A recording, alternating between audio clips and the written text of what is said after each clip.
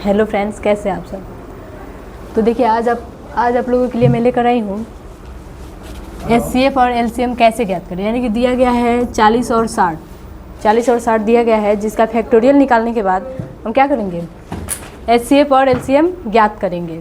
तो देखिएगा कैसे ज्ञात कर रहे हैं।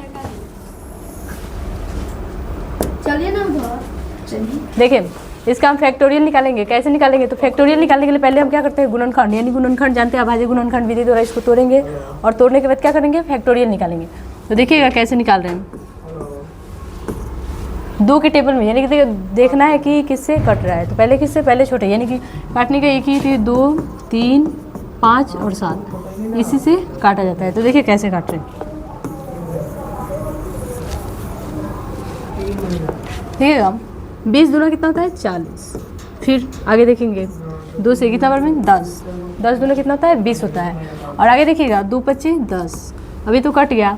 फिर हमको क्या करना है, 60 को भी काटना है, यानी कि 60 का भी क्या करना है, फैक्टोरियल निकालना है। तो कैसे निकालेंगे, तो देखिए 30 दूना कितना होता है, 60। आगे देखिए, यानी कि हमको देखना है कि फिर 2 से कितना बार में कट रहा है, कितना, 15 बार में। 15 दूना 30। आगे है, अब देखिए 15 तो 2 से कटेगा नहीं, तो किससे कटेगा, 3 से कटेगा। कितना होगा, 3 × 5 = 15, यानी कि इसका भी फैक्टोरियल हम निकाल लिए। आगे देखिए अब हमसे क्या बोल रहा है निकालने के लिए, अब हमसे बोल रहा है एचसीएफ और एलसीएम निकालने के लिए, यानी कि दोनों को क्या करना है, हमको ज्ञात करना है।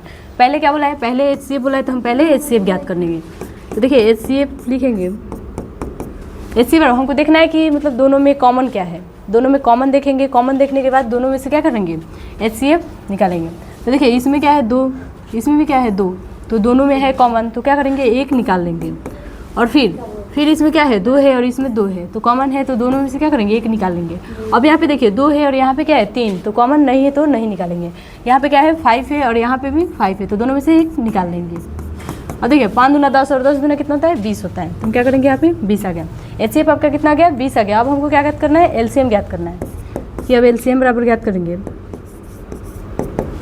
एलसीएम बराबर हमको देखना है कि जो एचसीएफ निकाले हैं, यानी कि एचसीएफ जो निकाले हैं, उसके आगे आपको देखना है कि जो बचा है उसका भी क्या कर देना है, गुना कर देना है। देखिएगा यहाँ पे क्या बचा है, यहाँ पे 2 है, यानी कि इसमें से क्या करेंगे, 1 निकालेंगे। फिर एक यहाँ पे 1 निकालेंगे और फिर क्या है, 5, तो 5 को भी इसी में रखेंगे।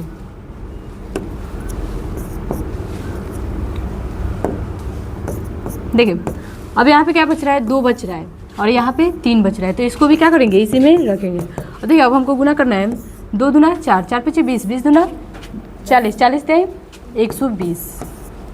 आपका जो एलसीएम और एचसीएफ, यानी कि जो एचसीएफ है वो कितना है, 20 है, और जो एलसीएम है वो कितना है, 120 है। आपका आंसर सही है।